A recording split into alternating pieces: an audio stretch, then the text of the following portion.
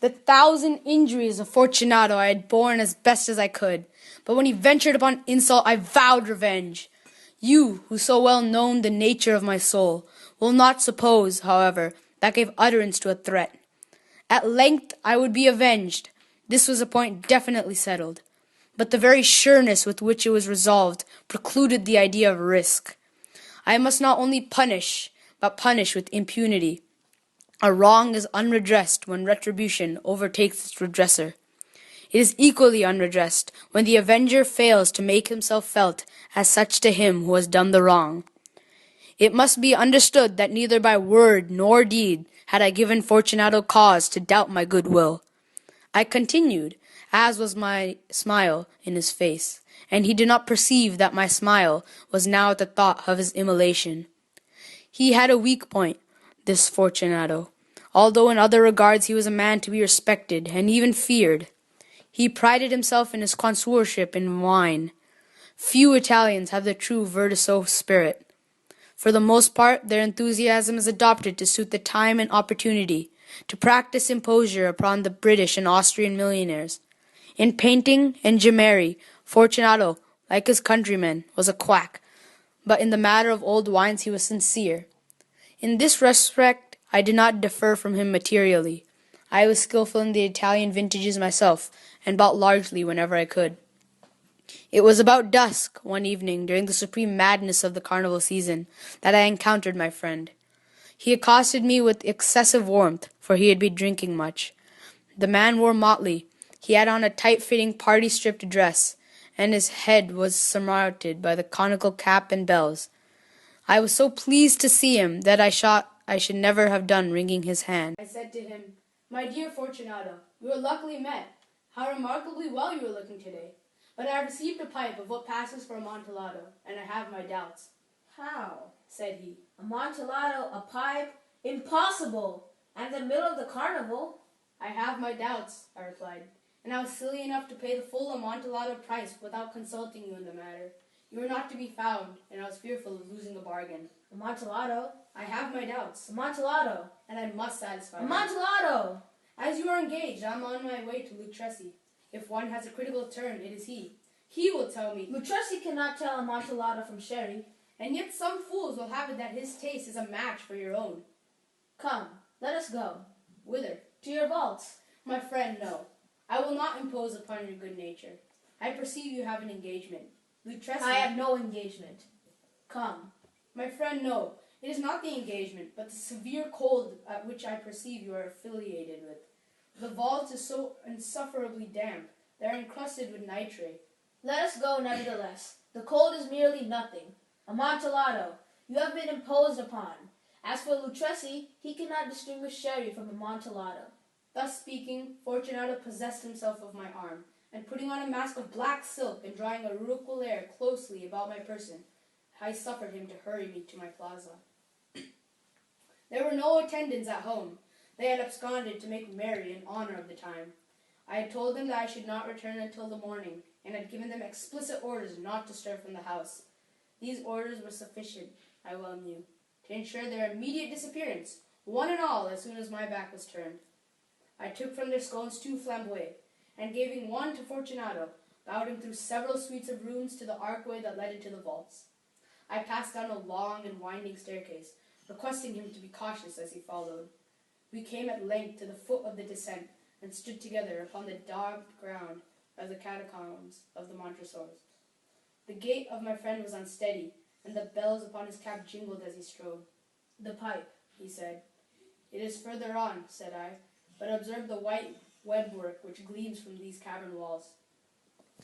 He turned toward me, and looked into my eyes with 2 filmy orbs that distilled the rem of intoxication.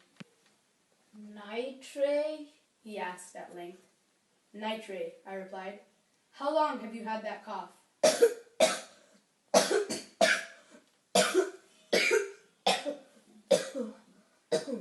My poor friend found it impossible to reply for many minutes.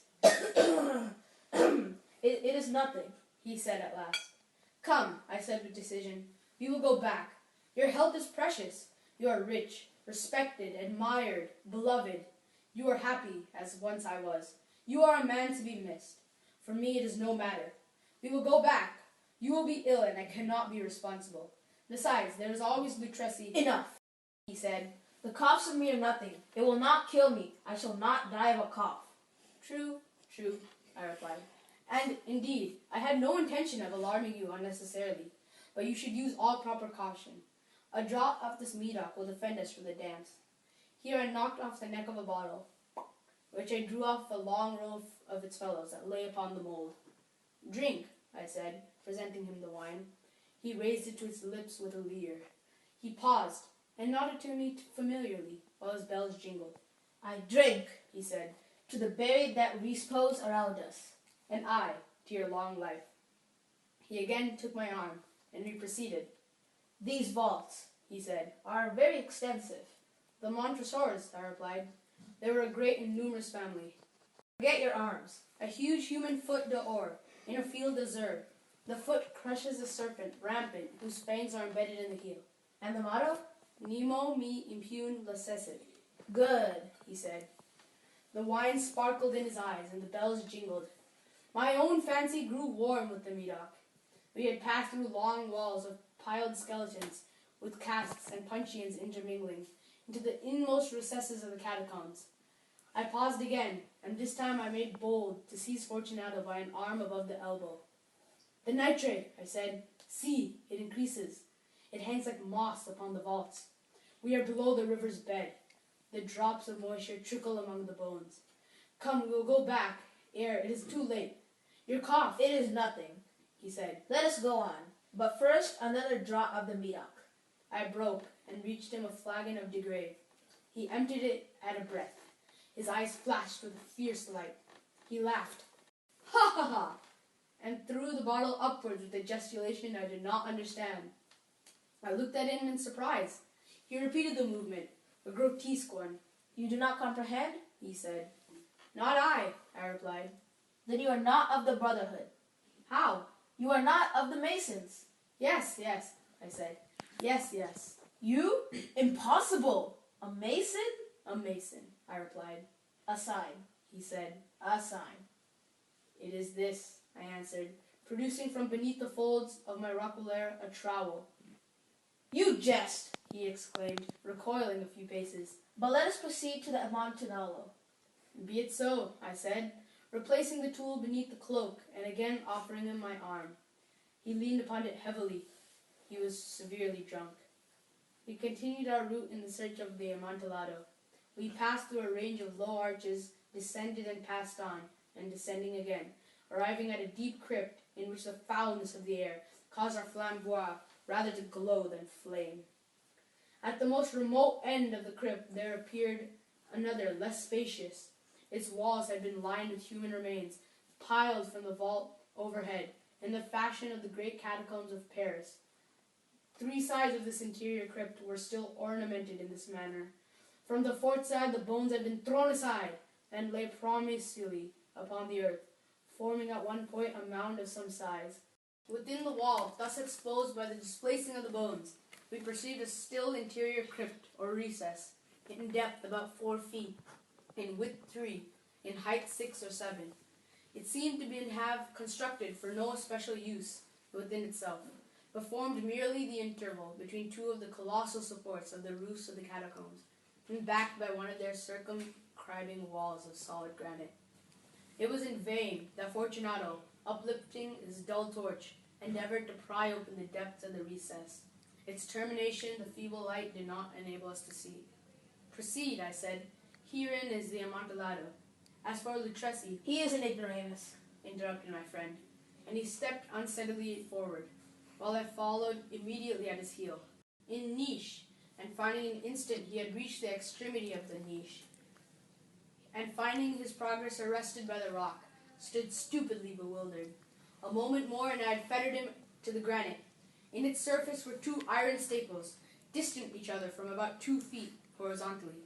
From one of these depended a short chain, from the others a padlock.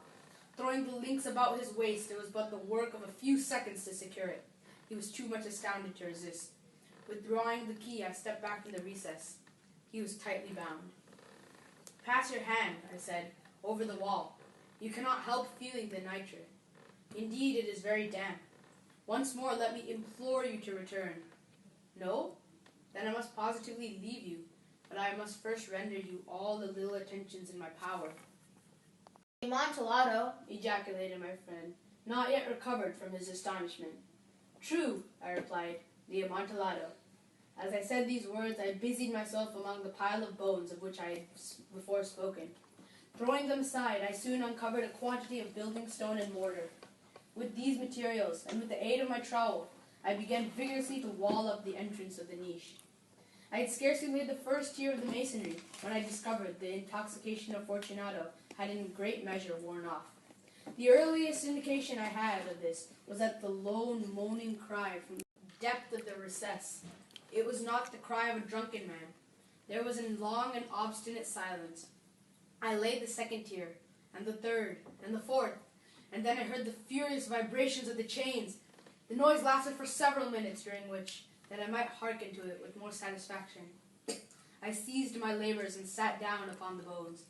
When at last the clanking subsided, I resumed the trowel, and finished without interruption the fifth, the sixth, and the seventh tier. The wall was now nearly upon a level with my breast. I again paused, and holding the flambeau over the masonwork, threw a few feeble rays upon the figures within.